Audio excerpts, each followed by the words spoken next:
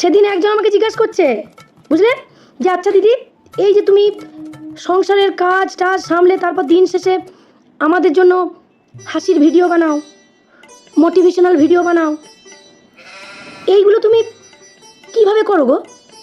তোমার জীবনের হিসাবটা ঠিক কীরকম আমাকে জিজ্ঞেস করছে, বুঝলে। তা এটা শোনার পর আমি ওকে বললাম যে কি আমার জীবনের হিসাব তুমি জানতে চাইছো? আমার জীবনে সেরকম কোনো হিসাব নেই। আমার জীবনের প্রত্যেকটা হিসাবই গোলমেলে। শোনো, আমার জীবনের হিসাব যদি তোমরা শোনো বা দেখো না, তোমাদের মাথা খারাপ হয়ে যাবে। তোমাদের মাথাটা জাস্ট খারাপ হয়ে যাবে। বিশ্বাস হচ্ছে না? একটু খাতায় কলমে কষে দেখাচ্ছি। দাঁড়াও, খাতাটা নিয়ে আসি। ধরো, ব্যাক ক্যামেরাটা করি, দেখাচ্ছি। ধরে থাকবে। এই যে একেবারে খাতায় কলমে বুঝিয়ে দেবো যে আমার জীবনের হিসাবটা ঠিক কীরকম। ভালো করে লক্ষ্য করবে। দেখো, আমার জীবনের হিসাব,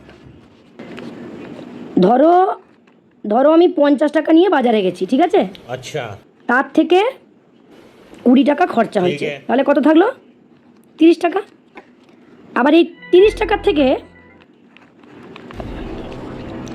15 টাকা খরচা হয়েছে, তাহলে কত থাকলো? 30 থেকে 15 মাইনাস হলে 15 টাকা। আবার এই 15 টাকার থেকে ধরো 9 টাকা খরচা হয়েছে, তাহলে কত রইল? 6 টাকা। আচ্ছা। এখন এই তিনটেকে যদি যোগ করা হয় তাহলে আসে কত? 6 আর 5 11, 1 1 1 2, 3 আর 2 5, 51 টাকা। এই 51 টাকা আসছে, কিন্তু আমার কাছে ছিলই হচ্ছে 50 টাকা। তাহলে বুঝতে পারছো? না বুঝতে পারছো তো যে আমার জীবনের হিসাবটা এই মুহূর্তে কোথায় দাঁড়িয়ে রয়েছে?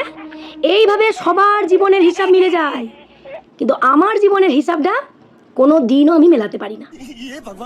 তাই সব কিছু জীবনের হিসাব কষে হয় না। কিছু সম্পর্ক, কিছু জিনিস ভালোবাসার সাথে সম্পর্কযুক্ত থাকে। ঠিক বলেছো। আমি ভালোবেসে আমার বন্ধুদের জন্য দিন শেষে ভিডিও বানাই।